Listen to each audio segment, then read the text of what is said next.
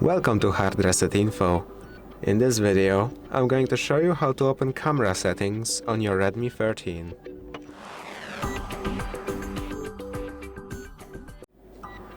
To open camera settings, you want to either go into your camera, here, tap on this right here, this little arrow, and then on the settings icon, and you will be in your camera settings.